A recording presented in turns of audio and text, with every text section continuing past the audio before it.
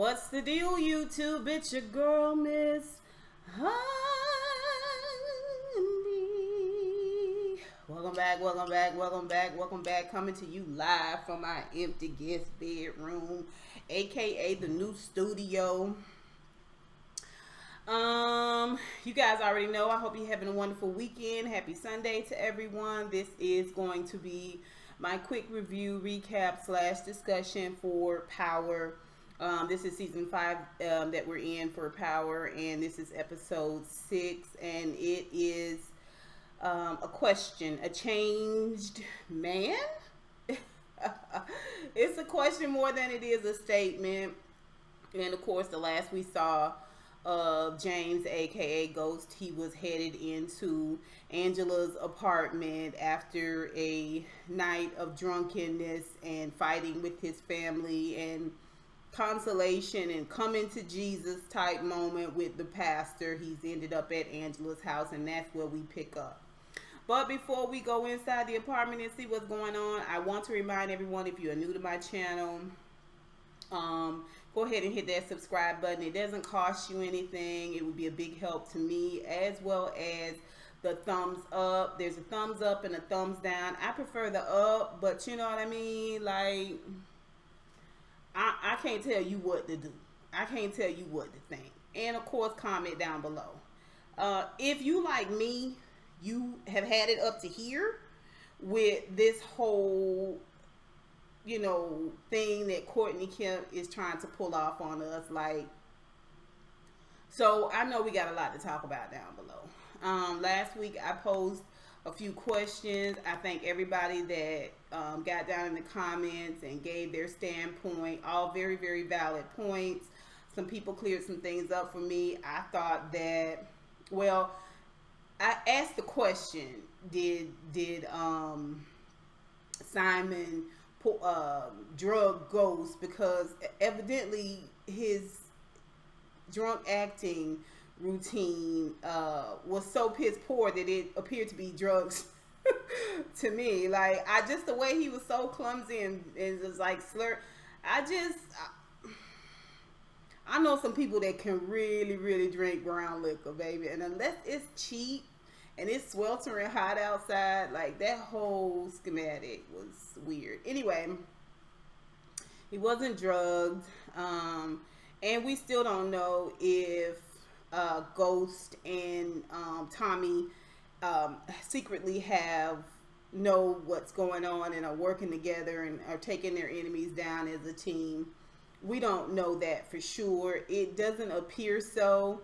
But let me just go ahead and say this. I think that probably either one or two things happening with the writers of this show. Either A, they are filming several different versions of episodes or several different scenes, several different scenarios, and then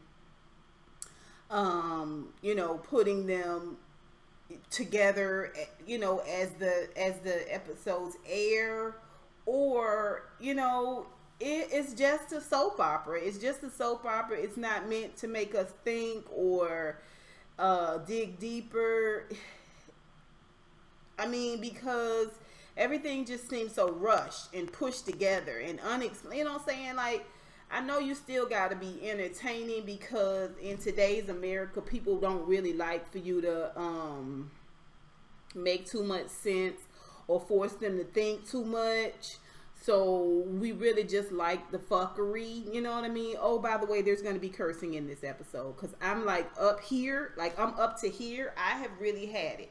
So if you don't want a lot of cussing and bad words and things like that, then this probably is not going to be the channel for you. I'm going down to Rum Punch Brunch down off Edgewood. If y'all live in Georgia, they done blocked off the whole street, y'all. I'm finna go down here and see what this street meat do, okay? I digress. Let's get back to it. Yeah, so I'm just like, either you playing us out for stupid, Courtney, or you just decided that you don't really have to put a lot of effort into this because we don't require much. If that's the case, then I don't know. I don't know how much longer I'm gonna be able to pull this off with y'all and not just be hostile and cussing at every episode. Like, let me go because I still gotta lay my edges down, baby girl style, before I go. So let's talk about it. First of all, um, James is there with Angela. He has just arrived to her apartment, and he decides that he's gonna come to her first and had this sort of come to Jesus meeting about, why he lied. He told her the biggest lie. I didn't leave you because of Tasha. Tasha. I didn't leave you because of Tariq. I mean, I didn't lie to you because of Tasha. I didn't lie to you because of Tariq and the family. I didn't do all my lying because of these things. I lied to you because I was trying to protect you. So, of course, this is something that every girl wants to hear. You know what I'm saying? You don't want to hear your man just broke up with you willy-nilly like that. You want it to be this dramatic, type of storyline that you could tell your children one day. You know what I'm saying? Like, isn't this romantic, right? And she is just like, you know what? I gotta go to bed. And he is just like, but wait, I want to talk. And she's just like, I cannot process all this right now. I make up the couch and it's a toothbrush underneath the sink. Okay, it's like a little dagger in his heart. But I thought you was gonna hold me and cuddle me and console me tonight, Angela. And she was like, no, I am trying to play you out for dust because I can't just let you right back into my Spanish honey pot like that.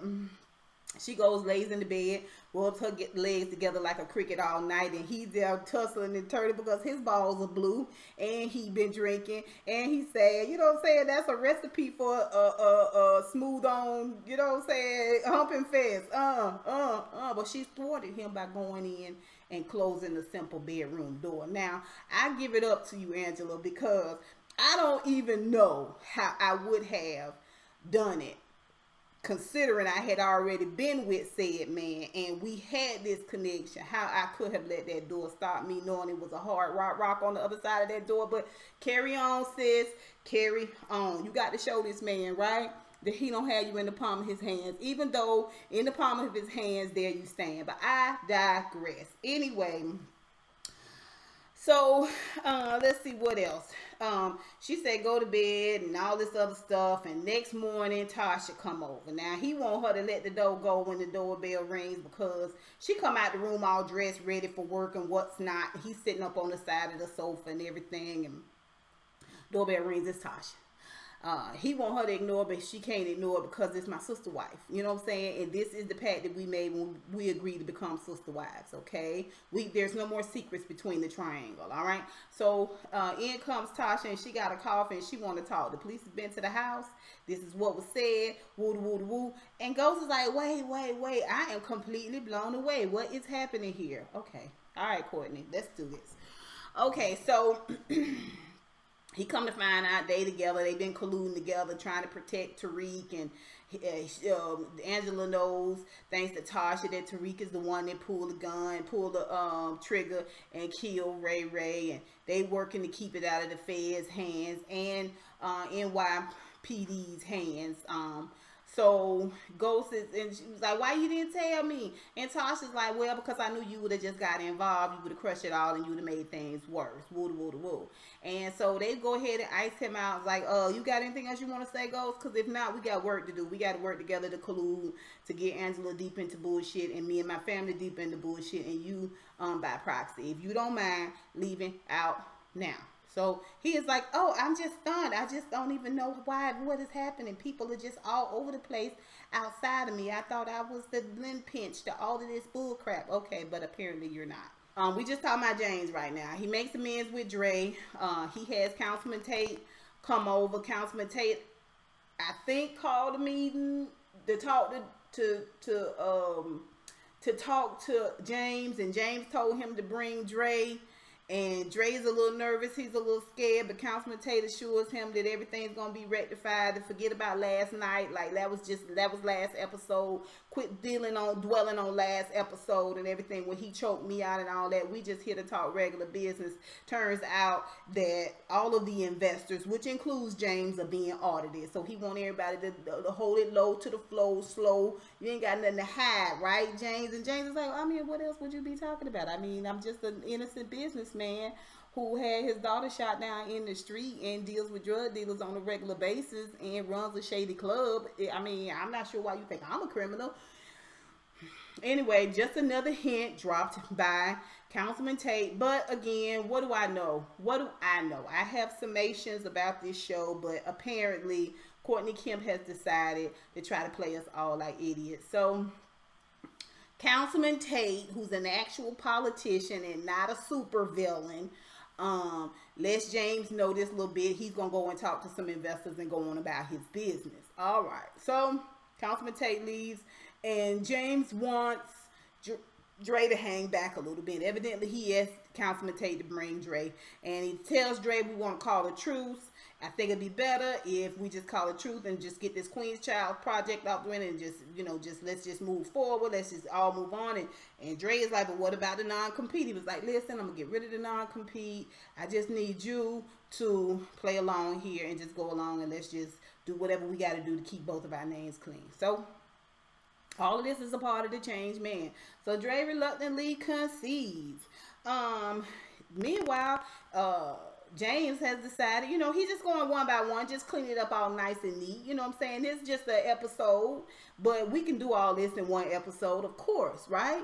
He calls Tariq on the phone. Now, myself, it was my son, and I was in a drunken super, and he left, and I don't know how he got back down to Choke. My wife didn't take him, and I didn't take him. I think I would have probably got in my car and went upstate New York and seen about my son. But instead, why don't we just give him a phone call and leave him a voicemail, because it's not really that important whether our son is safe or not, or is mentally stable or not, or on the first, like, it's unimportant.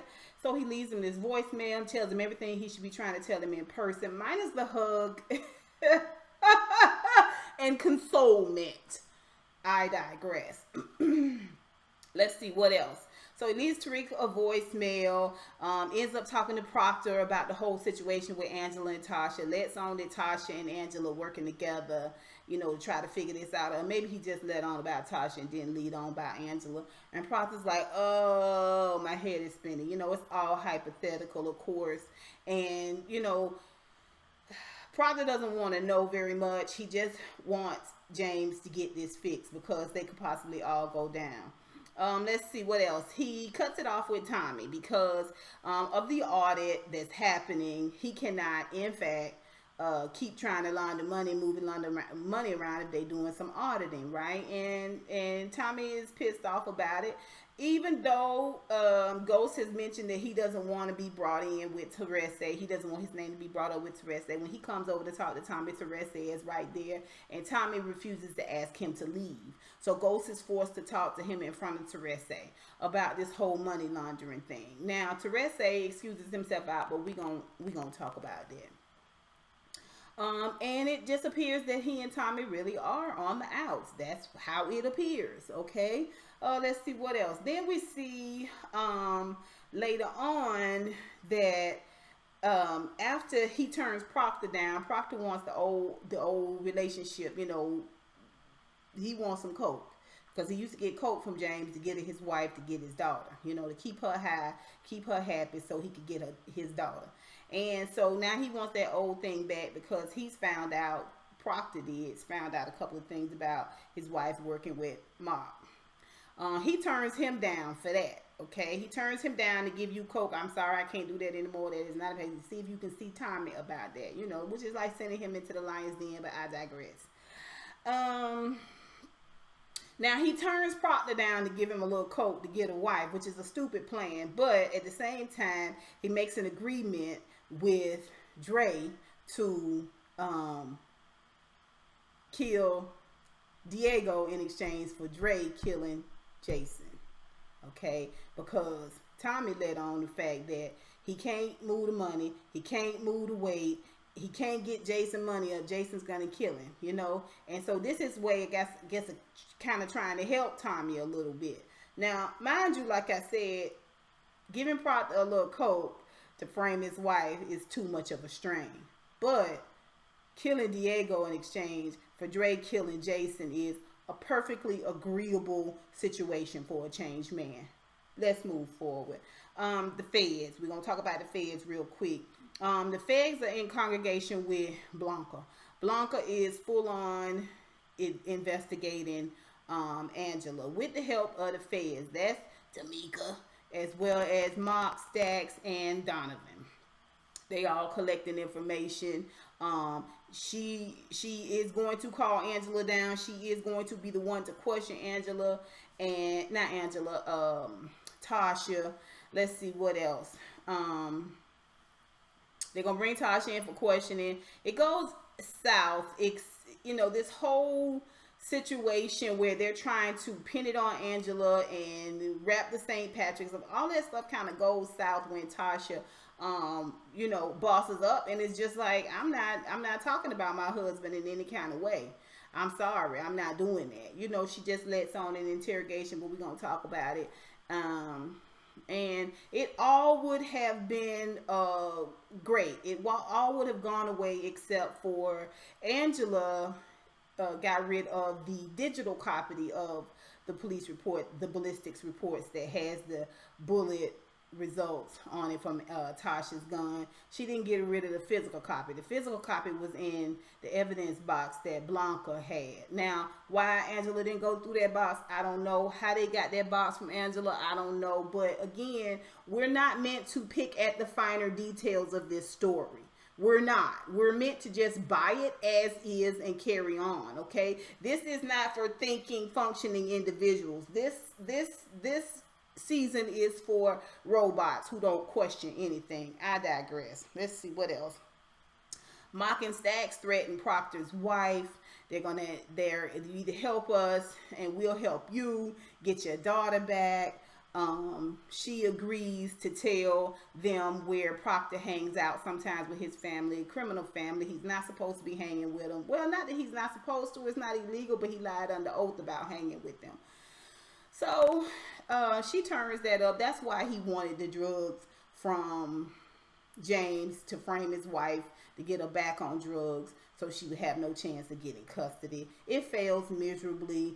And Terese also talks to the feds because he realizes now that there's an audit, it's the feds that's auditing. And no sooner than he found this check, not really found, the check kind of was sitting there waiting on him to look over. And he went and told him about Ghost laundering Tommy's money.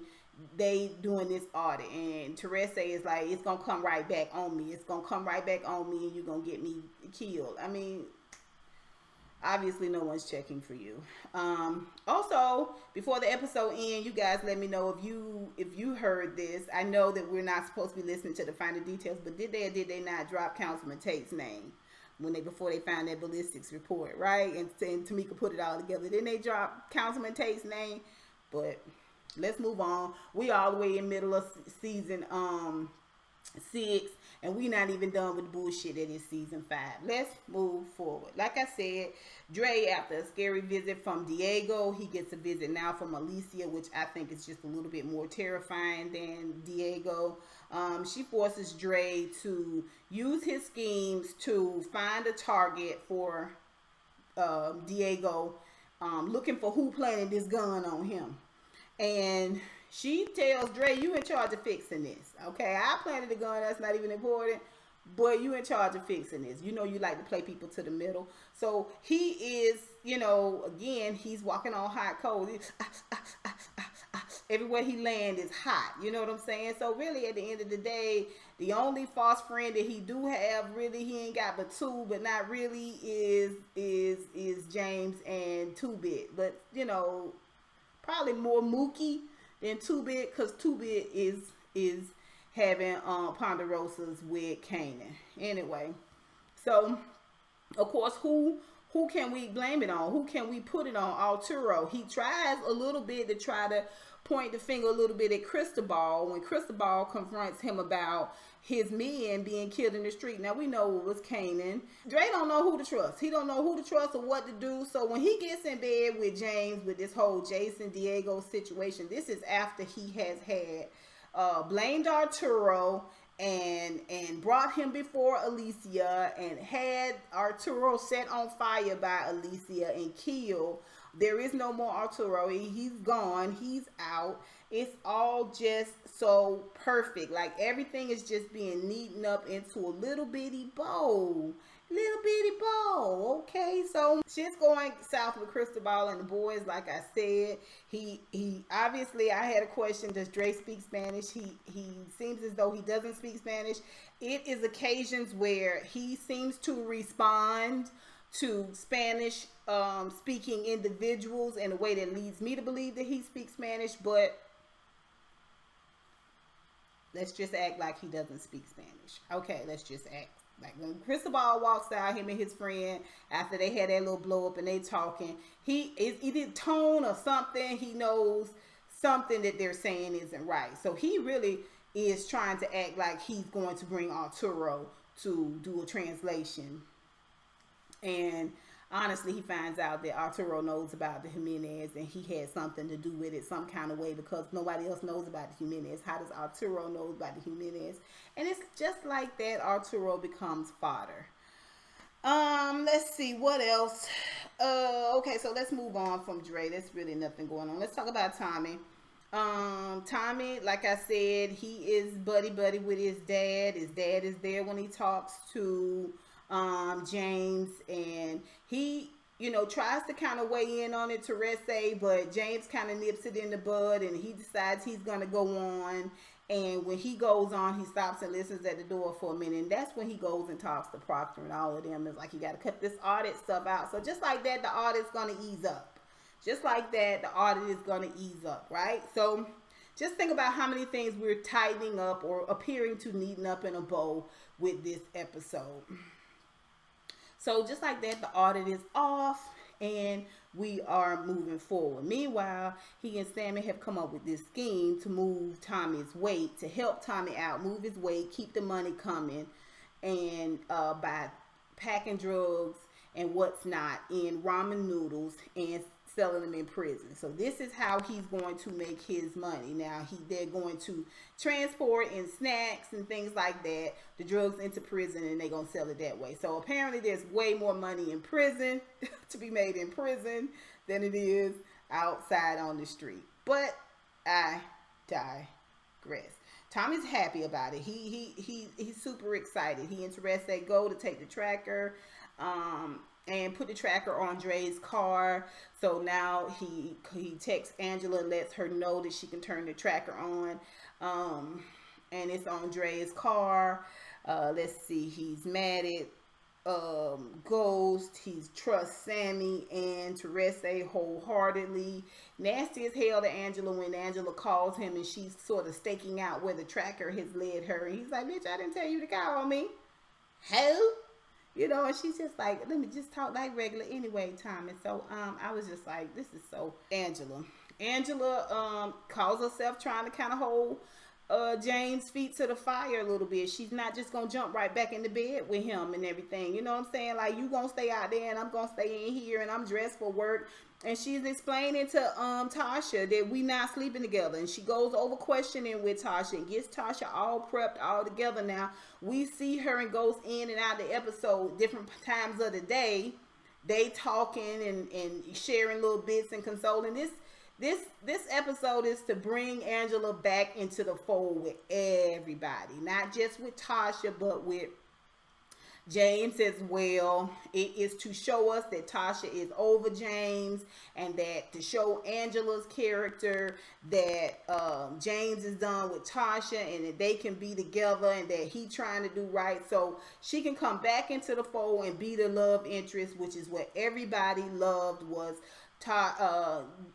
James / Ghost in with Angela. They was like, you know, they like a dream couple, right? So let's hurry up and wrap up all of this affair, collusion, and the fact that I tried to lock you up, the fact that I lied to you, the fact that I killed. Let's just wrap all of that up in this one little bitty small episode, and then we're going to just move on from there. But let's not rush it. Let's try to make it seem like Angela is fighting her feelings for Ghost, and Ghost is fighting his feelings for Angela. You know, he goes to kiss her and all of that, and pulls away. You know what I'm saying? Even though he knows that her panties probably just got just a soupçon wet.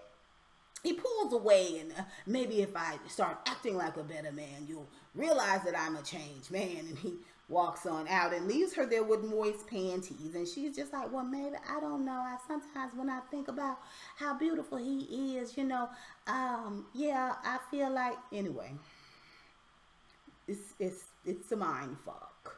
It's a mind fuck. I can see it. You can see it, but Angela can't see it. Okay, yeah. So let's see what else. She's got her own investigation. She's cooking up. Like I said, not only is she colluding with Angela and with Ghost and trying to get that thing back started off, she's also, unbeknownst to her, that they are. Well, she finds out. She finds out that after they question Tasha, she knows what they know, and she knows if they're offering Tasha immunity, they must have a federal prosecutor in their sights. It must be her.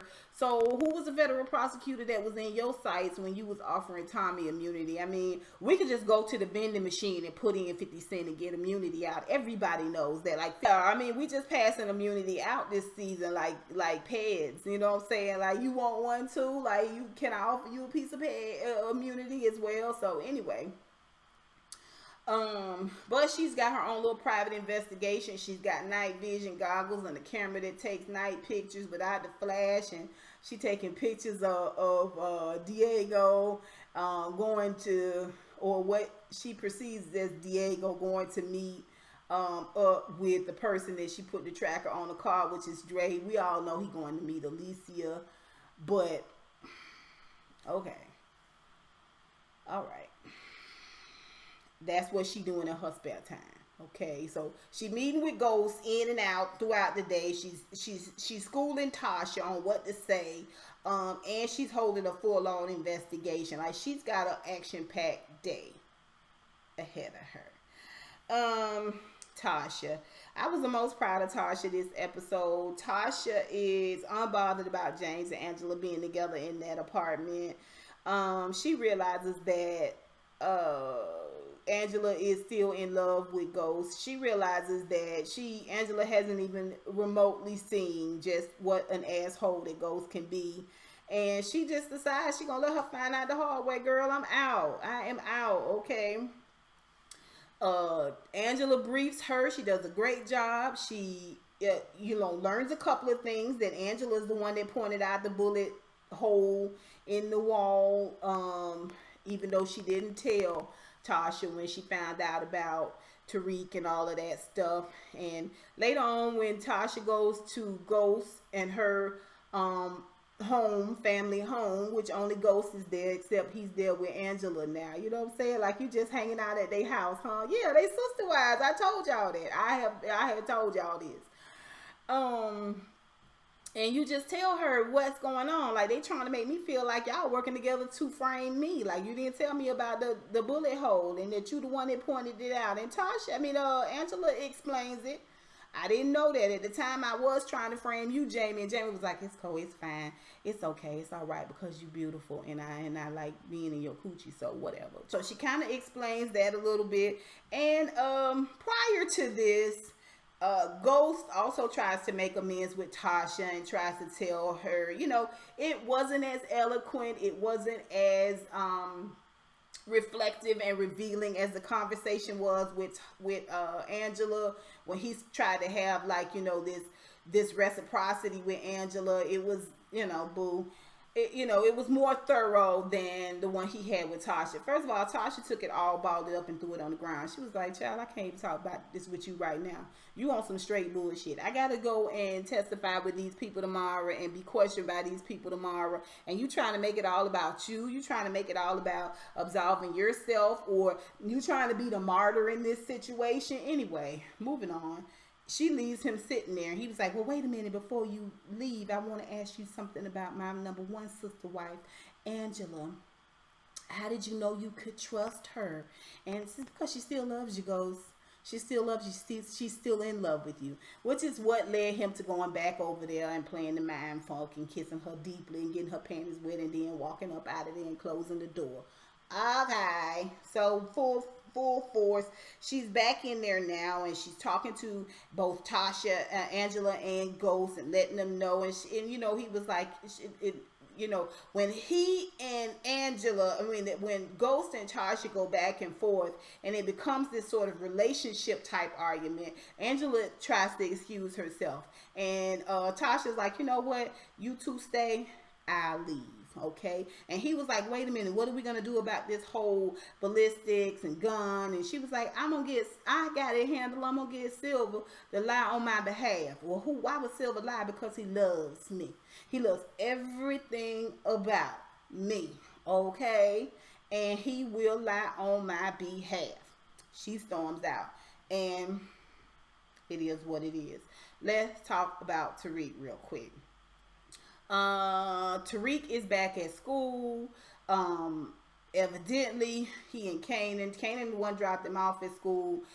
He's still got his mama pill bottle with the name and stuff still on it. When his roommate comes in, his roommate wants to buy the pills, and he's like, nah, son, I got a lot on my mind, I can't deal with you right now.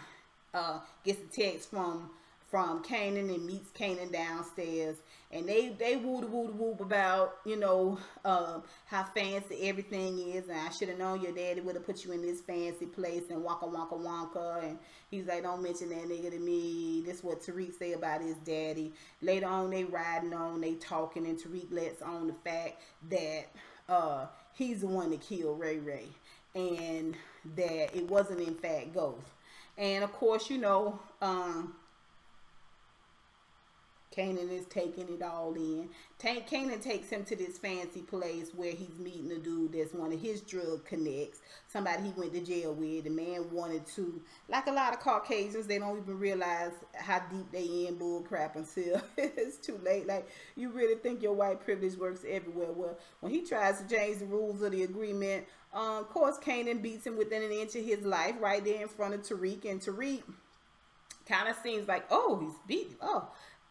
Listen, here's the thing. Tariq is a murderer, but I think if they had a forced Tariq to clean the body up and go through like the whole process of killing somebody, then he probably would have a more healthy respect for the murder and abuse of other humans. But because they continue to protect him and not bring him into the marvelous light about what this life really is all about, he is just like, oh, okay, so it's just like Grand Theft Auto. Picks up the money, throws it up in the air, you know what I'm saying? Because this is his way of getting his money and not needing his dad for anything. And it's all because Kanan is now rearing up Tariq instead of Ghost, right? Because Ghost is down there mind fucking Angela. I digress. Later on, when they get ready to leave the place, it's a gated community, and the security guard tries to stop them. He wants to search the car because there was a noise complaint. Tariq throws this so fake half-ass asthma attack and gets them out of being searched. Later on, after he gets back, he realizes after he's been schooled by Kanan that he does need to sell his pills and make a little extra money. And he texts Kanan and tells Kanan, I need more of that good if you got it, because I got, I can sell drugs here at the schoolhouse, right? So, Tariq is choosing his path. Everybody is choosing their path. Tasha's choosing her path with Silver, and everybody is choosing their own path. And this, in a nutshell, is the hot, lukewarm bullshit that Courtney Kemp presented us with in season 5, episode 6, A Changed Man. This is what she served us. This is what we're supposed to chew up and swallow and digest. I cannot. I have spewed it out of my mouth. I'm just waiting for this season to wrap up so we can move to 7 and we can move to something that's a little bit more meaty. I hope that this season gets a little bit smarter. I do not have all my eggs in that basket. You guys tell me what you think of this episode. It's just it's ridiculous. At the same time, y'all check out Mike B. Mike B has a video that he put out about questions regarding